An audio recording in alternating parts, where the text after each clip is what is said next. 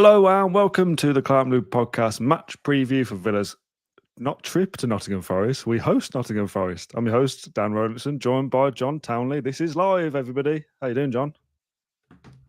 Yeah, very well, thanks, Dan. Looking forward to tomorrow. Big game. They're all big games at the moment, aren't they? Next week, PSG. Southampton away. PSG. Newcastle semi-final. It's all coming thick and fast. We'll probably get into it a bit later about the fixture list because I actually think our fixtures in the this is probably quite brave. The difficulty as such may be evolving, but I'll talk about that later potentially. But we know tomorrow's a difficult match. I also have a bit more positivity about it after talking to one of my colleagues at the press conference earlier who covers Forest for a living. So yeah, we'll get into that. But no, I'm looking forward to tomorrow for sure. Okay, well, let's start with the presser then. And rather than hear what Unai Emery said, what did your pal say about Forest?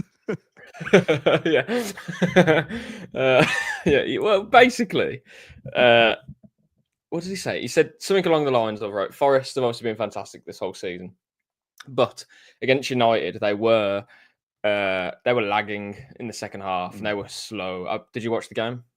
I saw bits of it. I didn't watch it properly. Yeah, I watched it like pretty closely, and really United should have come away with at least a point. Forest have a very clear way of playing. Like that's for everyone to see, and it's very hard to stop. Don't get me wrong. However, they were lucky to get away with it in the end. Maguire had a shot off the target. A shot cleared off the line, should I say? More of a P roller, to be honest. But yeah, basically, it reminded that person of when Southampton went to the City Ground early this season, and Forest were 3-0 up. But then in the second half, they just looked shot, like no energy, any of that. And they nearly, in the end, made it 3-3 Southampton. I think they had a couple of chances off the line, again, similar to Man United, and they essentially just about got over the line, literally. So that happened. And then they go and lose 5-0, was it, or 5-1 to Bournemouth the next weekend. So what he was saying is basically for a team that doesn't change a lot of players, every so often there are games where they do look very tired, and it does show. So I'm hoping that having gone 120 minutes against Brighton and then penalties, and then United kind of just about getting over the line, this could be a very good time to play them. And obviously, Aina is injured. Moreno can't play. So I think ideally Nuno would want to just bring in Moreno to the left, push Neco Williams to the right. You can't do that now. So he's going to have to change something tactically there, whether Toffolo plays or Morato. To go free at the back, whatever it is, they're going to have to kind of rework something. But for a team that don't change really from game to game, I think it's much harder to bring in a player and say, okay, you do this function, when it doesn't happen very often. Whereas for us and other teams who have bigger squads, I think it's easier to chop and change Ramsey for Rashford or Marlon for Bailey and so on and so on. So yeah, a bit more positive thinking that maybe Forest, this could be a good time to play them. Might have jinxed the whole thing now, but yeah, it makes sense in my head, to be fair. No, same. I agree with what you're saying. I've got some stats in a second that I'm going to go through just to shout out some of the live viewers joining us at 7 o'clock on a Friday. Rich says, evening. Julie says, let's keep this winning streak going. Good evening, gents. Winning streak's mad, isn't it? 6 in a row. Doesn't really feel like it because of the break that we had in between it. But 6 in a row across all competitions. Evening also says, Jacob says, fresh haircut, Dan. Looks smart. Thanks, mate. Just short back and sides. You can't really see much of it underneath my headphones, but yeah, I've had a little bit of a trim. Oh, nice. Yeah, exciting stuff. I mean, I can count the amount of haircuts I have left on one hand, probably, before I'll whip it all off. So, make the most of it where you can, guys. I got a couple of screenshots before doing a bit of research. So I got a list of the Premier League clubs and how many players that they've used throughout the campaign. Do you want to have a guess at how many? I mean, if you could get this out of nowhere, it'd be unbelievable. Do you want to have a guess first of all, how many players Villa have used across their Premier League match days in the 11? How many have we got registered? I'll go with 20. I'll go with 24. Ooh, I've got 28 here off this source that I've got. Well, these are correct based off of this source. Let's just say so. 28. By comparison, do you want to have a stab at how many Forest have used? 18.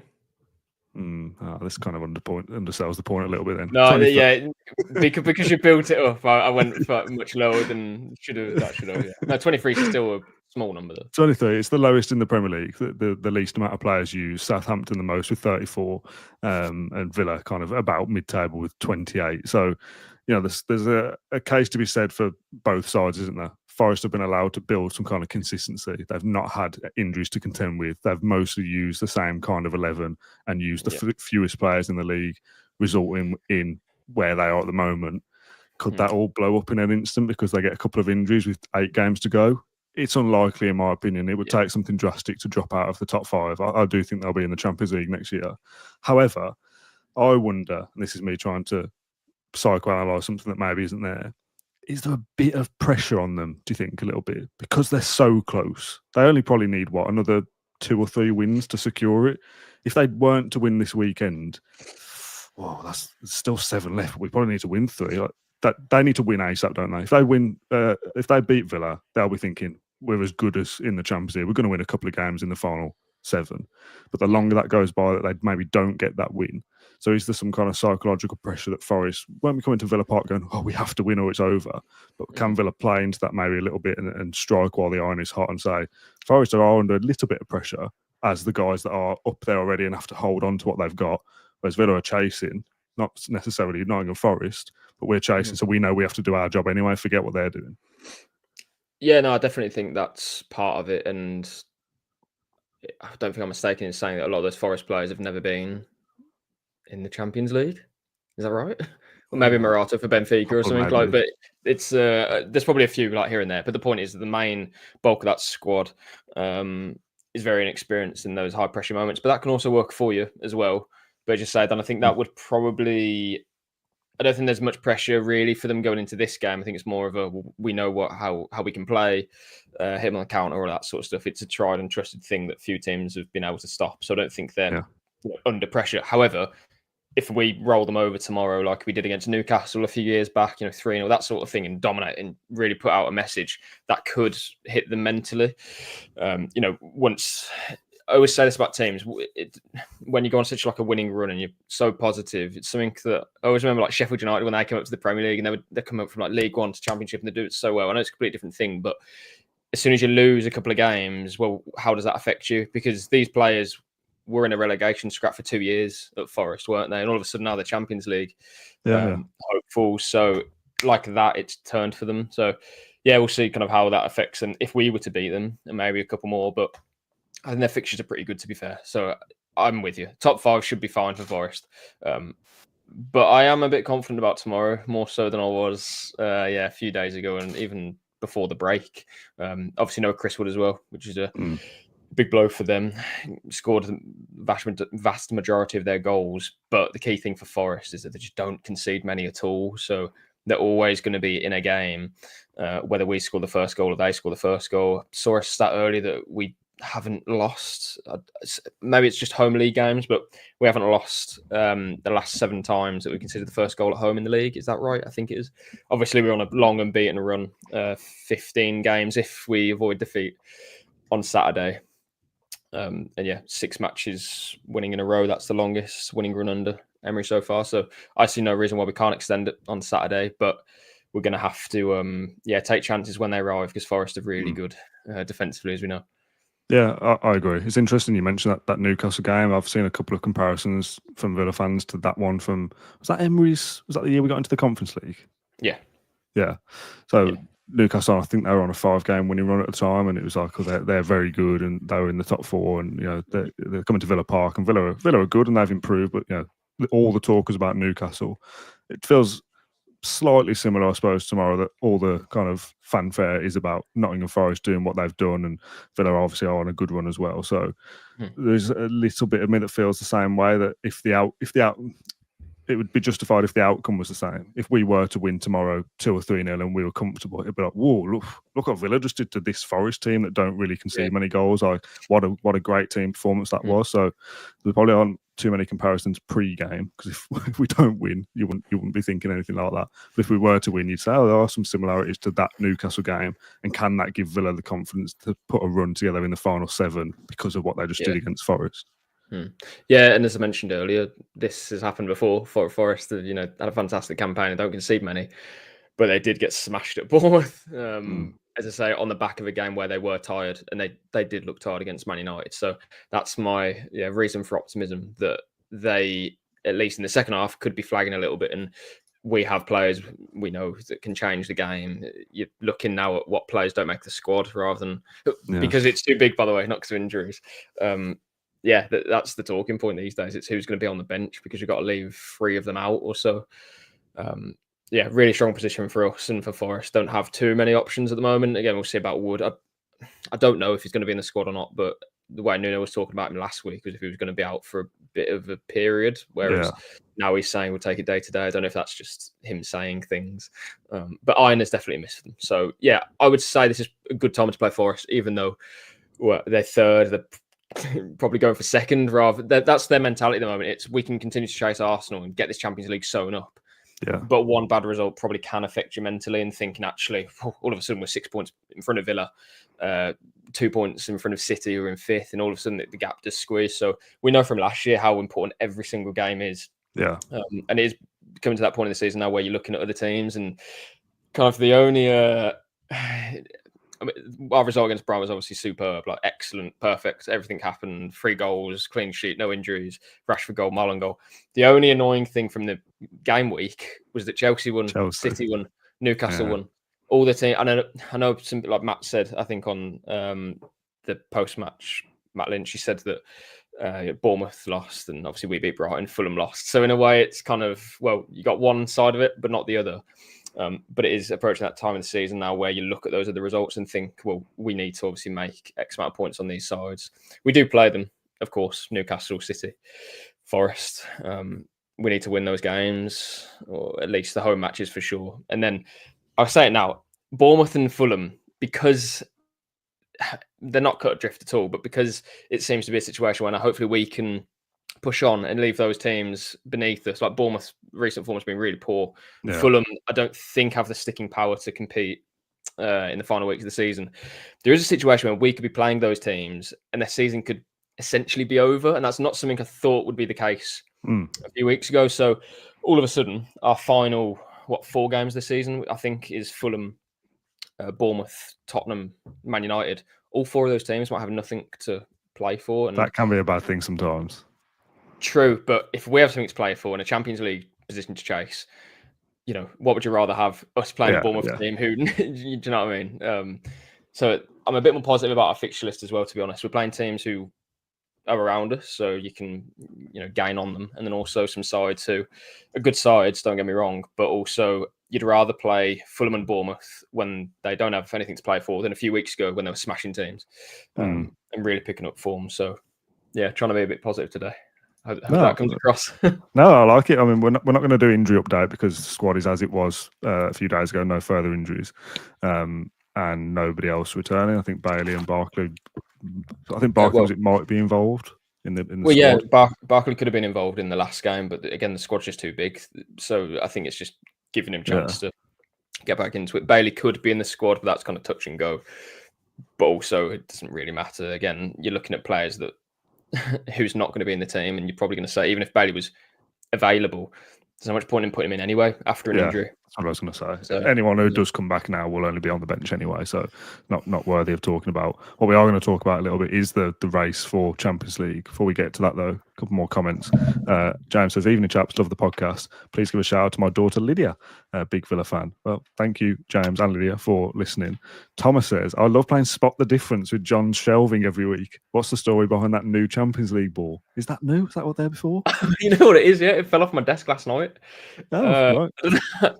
I thought what I was going to say is I don't change anything at all, but I have. I think there was a Preston program up here somewhere. Champions League ball. Is that the small one? Is that smaller than you think it is? Yeah. Let's get it down. Yeah, I've had it for. It's all gone. I've had it for a few years now, and it's been kicked around pavements and all sorts. So, did you see Mark Goldbridge's set fall on him a few weeks ago? I saw it on Twitter, so did I. I wasn't watching Mark Goldbridge's content. I saw it on Twitter. So I've got horrible visions now of that shelf precariously positioned behind you, falling on you during this. Well, there's a story behind this shelf that I won't go into now, but let's just say I bought it from the range and I put it in the bin in anger and then went outside to put it all back together. Wow. It's a terrible shelving unit. You don't strike me as that kind of person to you know what it throw that is? out in a fit of rage. I take a lot of pride in my very basic DIY. I put up we've got 3 IKEA wardrobes that we bought off people. So like the nuts and bolts are already like screwed in and stuff, which means if anyone knows, all the wood's already chipped, making it harder to put the nails in. This is not the content people were after, but long story short, bought that from the range. Don't know why, for about 20 quid. Setting it up, it's all going wrong. So I'm just snapping things in anger. I put it in the bin. I've then had 10 minutes in here to think to myself, this was like last year. And I thought, you know what? I can't let this get the better of me. I need this shelf for something else, not this now. So I took it all the way out of the bin, put it all back together. Yeah. I'm not looking forward to actually getting into a house and having to do proper things. Yeah. Trust me, that is the bane of my life at the moment. Probably worth a video, to be fair. Or maybe not. Maybe not worth a video. Right. Let's talk about the Champions League. This is something that obviously kind of ebbs and flows, and we've talked about in different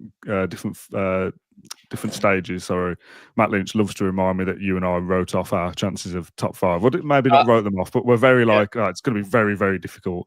Villa need to go and win loads of games in a row, and we've won 6 in a row.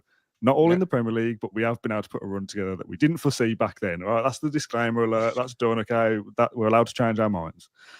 Now, having said that, got some more data here. I have a points target of 66 points, which is the rough average of a 5th place finish, give or take, right?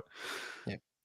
Villa at the moment need 18 more points to get to 66, which is effectively 6 wins, and there's 8 games left, which is still, as we said back whenever that was, a difficult task. Would you back Villa, just before we get into the actual talking points here, do you back Villa now to go and win 6 of 8? I mean, yeah, we can. As we said on that show as well, this is based on historical data where there's probably less teams competing, which means now that points total should be less for 5th. Hopefully, I don't know. Maybe it's 64 and you need 5 wins and a draw or something. I don't know. Yeah. But yeah, I back us. Put it that way. I back us to win 5 because I think we can win 3 of the last 4. And we can beat Forest or Newcastle. And yeah, I think that was my thinking. That if we don't do it, as in finish 5th, it'll be close. Like, we're not going to be 10th and, I don't know, 10 points away from 5th. If we might finish 8th or wherever, but I don't think the points gap to 5th will be very big. So just to run through some of the other teams, Forest, to get to 66, need 9 more points, an average of 1.13 points per game for the rest of the season. So you'd expect them to do that. Newcastle need 16 or 15. The numbers are too small for me to zoom in any further. Chelsea 17. So we all need roughly the same amount of points. Obviously, it's so close to get to 66. That would average Villa as a 2.25 points per game, which is obviously quite a lot. So, like we said, not going to be easy, but you would feel, I think, very differently if you beat Forest tomorrow. Yeah. And not that if you don't beat Forest, it's all over. It would just be that you then need to win 6 from 7. And that obviously sounds harder. You need to beat Newcastle because they're around you. I mean, it's a weird kind of paradox, isn't it? That you're going to lose games, right? The law of averages suggests Villa won't win the final 8 games and win, 14 games in a row across all competitions, plus PSG, plus Crystal Palace. You just don't win that amount of games, right? So you're going to lose at some point. There's some weird paradox to suggest I'd be happier with losing to Southampton than Forest or Newcastle. The optics of it are terrible. When you say but Southampton, it doesn't matter that Southampton gained points on us on that weekend. Whereas if we lost to Newcastle, same outcome. Villa don't get 3 points, but we've conceded 3 points to our rival. So if you are going to lose anywhere, rotate for Southampton, lose a game, doesn't matter. If that means you beat Newcastle. Do you know what I mean? Do you know what I'm trying to say? Yeah, I know what you're trying to say. It's hard to explain, but I know what you're saying. And this is what I've thought all season long. And when you're chasing, it's what we did at the back end of the Conference League qualifying season, where you basically add 3 points on to your tally and pretend that you've already beaten Newcastle. And the kind of thinking behind it is that, well, we are joint points with Newcastle, if that makes sense. We will, that's how close we are. That's probably not the best explanation, but that's the way you have to think about it. Because if Newcastle beat us and Forest beat us, then yeah, it makes it a whole lot harder. But if you go into that Newcastle game knowing that, well, if you win, you go above them, it's a big shift. And Newcastle come to it. Imagine we go to St James's knowing that they can finish above us, or not finish above us, go above us with a win or whatever. It's a completely different mindset that we're operating in now. Whereas earlier in the season, it was injuries, it was when a player's back, we're probably not going to compete for the Champions League. We're now with a bit of a juggernaut, really. Again, 6 wins in a row.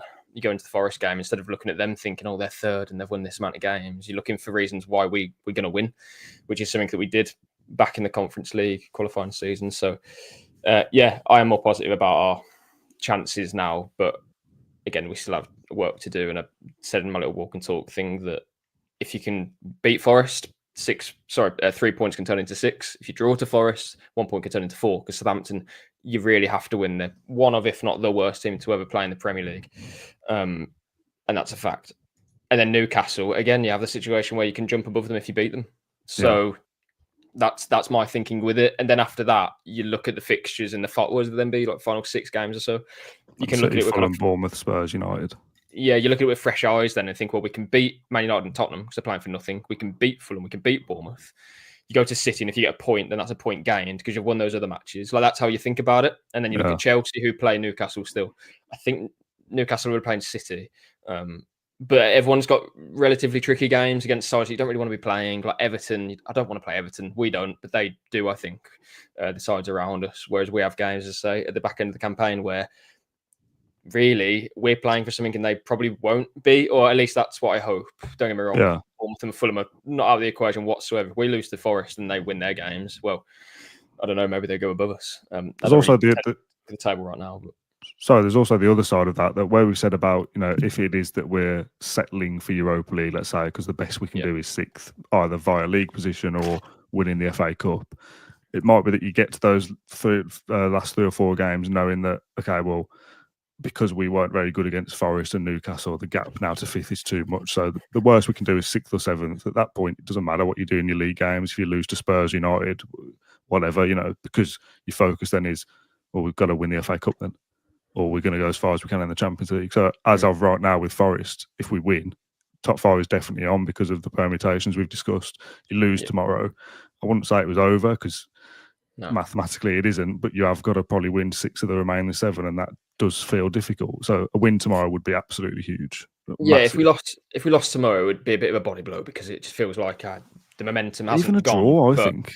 Draw doesn't do anything for us, does it? This is where I disagree because, again, if you beat Southampton after that, you still go into that Newcastle game thinking if we win, we'll probably go above them.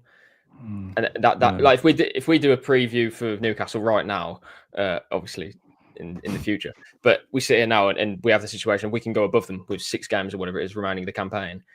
Okay, that's positive for me. That's our opportunity. It would be a bonus, obviously, if we beat Forest, and I think we can for sure.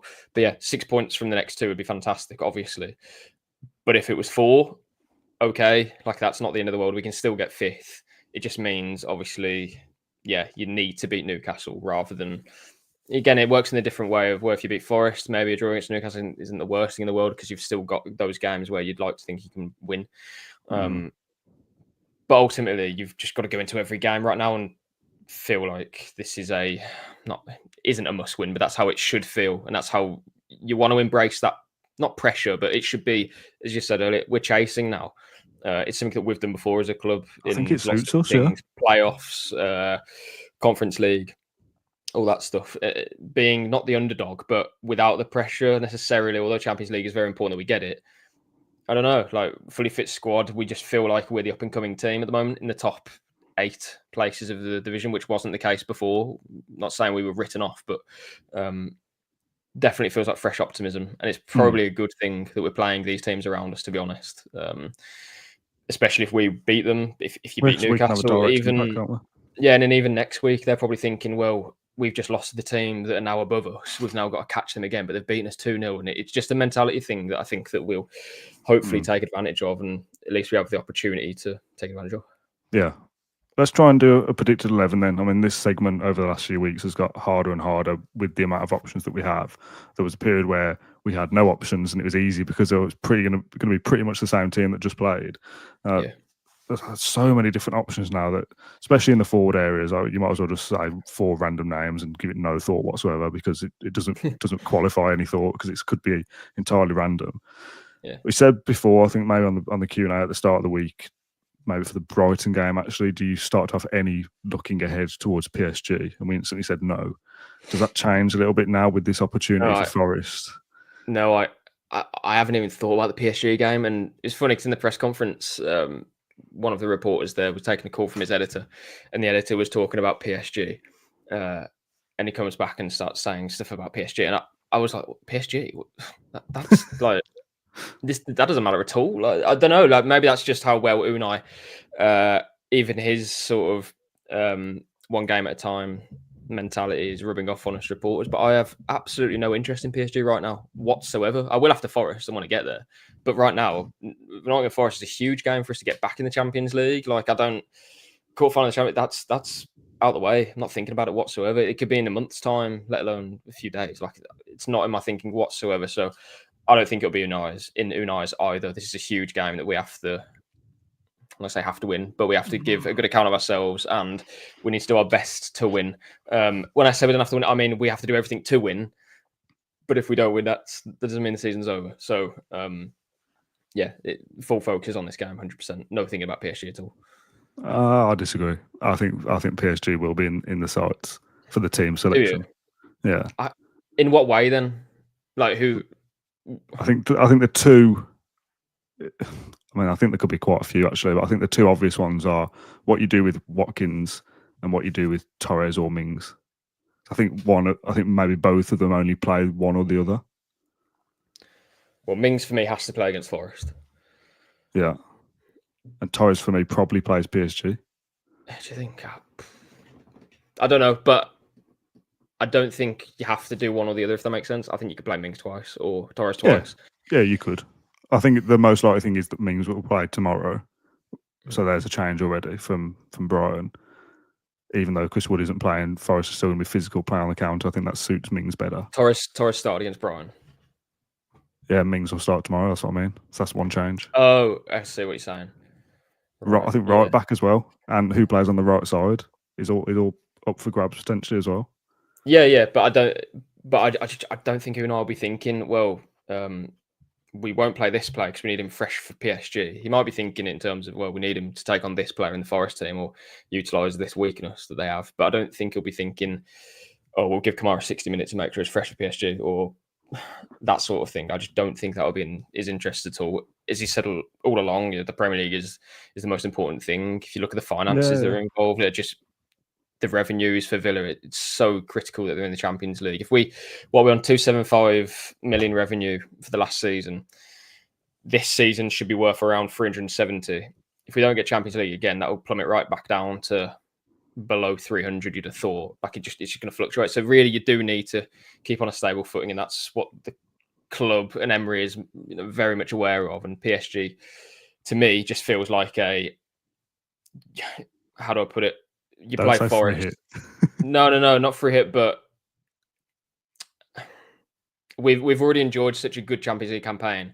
Whatever happens against PSG, I don't think anyone's going to be crying. I hope anyway, not in last minute defeat or whatever. But do you see what I'm trying to say? The Premier League is the most. And I'm not saying anything that Emery has said. The Premier League is the most important competition for him, and I understand why.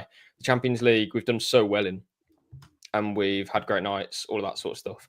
Why can't we go again and beat PSG? But it won't be at the expense of the Premier League. That's all I'm saying. Yeah, we're not going to rest 6 players. Look, for example, if we were 12th in the league and no chance of Europe, you'd rest. I would rest all the players, whatever, and then all out for PSG. But that's not the case. I think that's fair. Yeah. On Mings and Torres specifically, it's so kind of polarising depending on people's opinions that there's 3 comments that all came in next to each other from Gibbopotamus, which is a great username. It says Torres tomorrow with his passing and us having plenty of the ball. And Kevin said Mings against Forest and PSG, Torres against Southampton. And Lanix says Mings will play both games. We need him against PSG. So varying thought processes on the. It depends which one. depends which way you want to look at it in terms of we're gonna have more of the ball against Forest. So yeah, Torres' progression fantastic, but then equally the thought of players sprinting past him is something we've seen a lot, and it's not great. Like Palace, when we played a high line against Palace, Sarr ripped him apart a couple of times, and they scored twice in the first half, didn't they, from counter attack. So I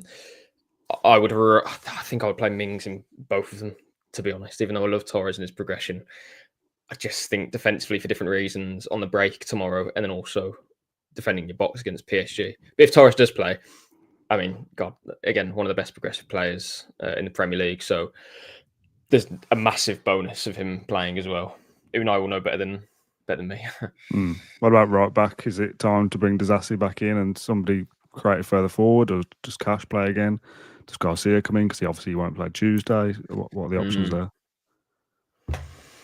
I think Disasi will play against PSG. Do you? Yeah. Yeah.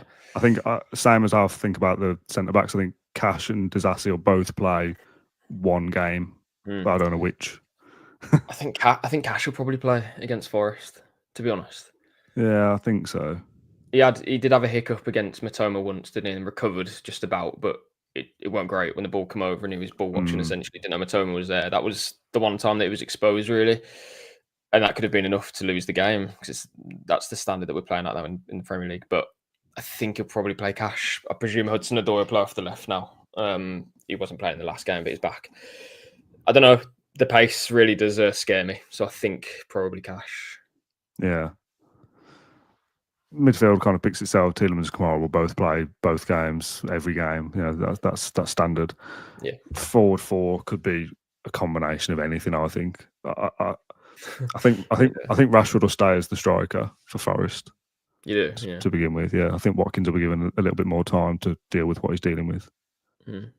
Yeah, probably. It was asked potentially about it. To start against PSG and Rashford come inside, maybe.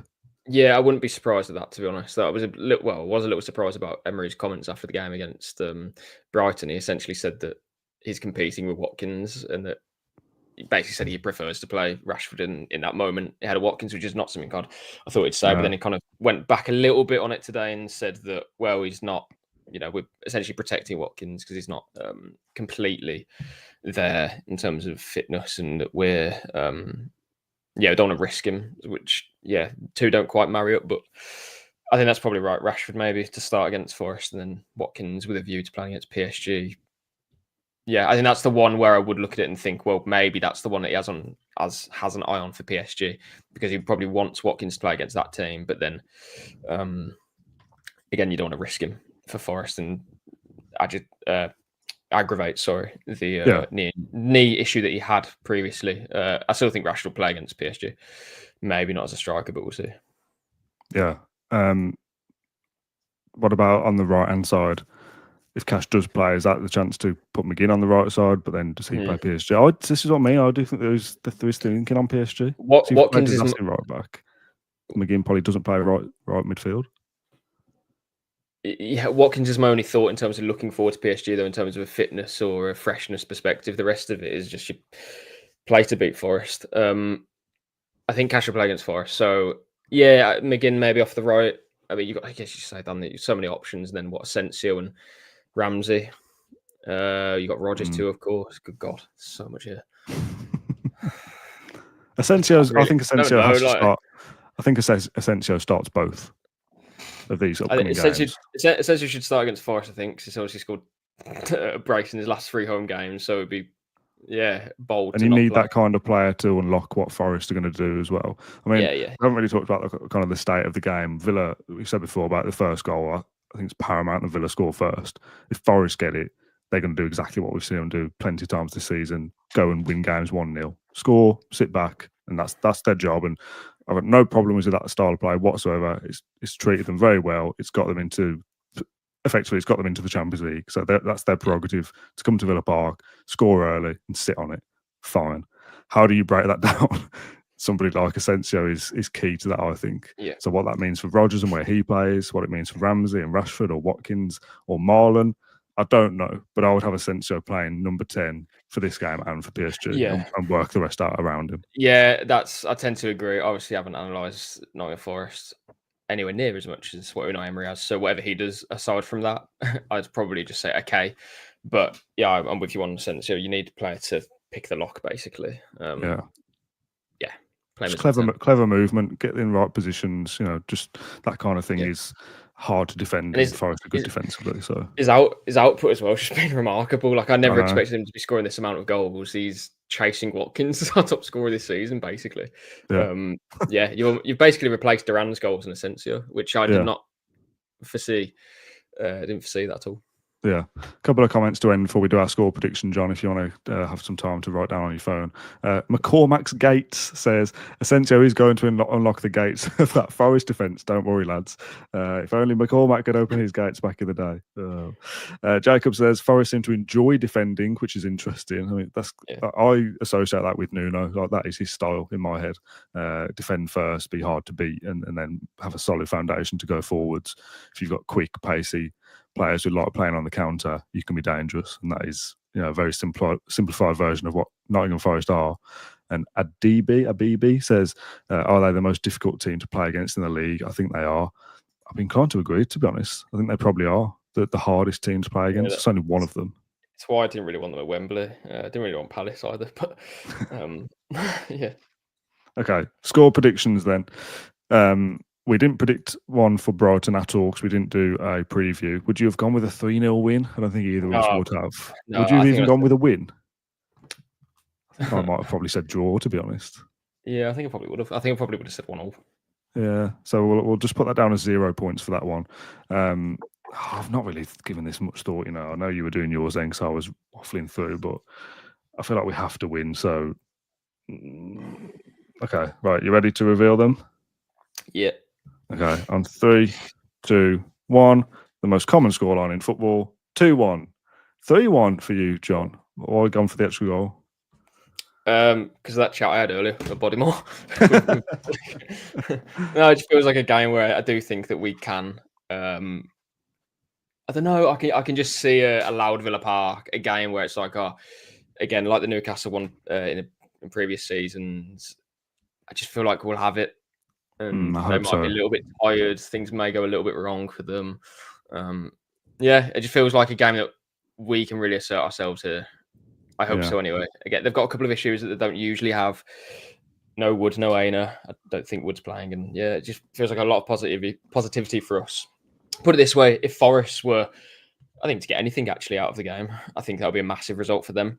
So that's why, like, if I put myself in the Forest perspective, I'd be going to Villa Park thinking, this could be difficult. It's going to be difficult. We haven't lost apart from Arsenal all season in the league at home. But like we could be on the end of a defeat here. And that's something that they probably haven't thought about too many times this season because of how well they've been doing. But as I say, they're just a little bit tired. So we'll, think we've got a great chance.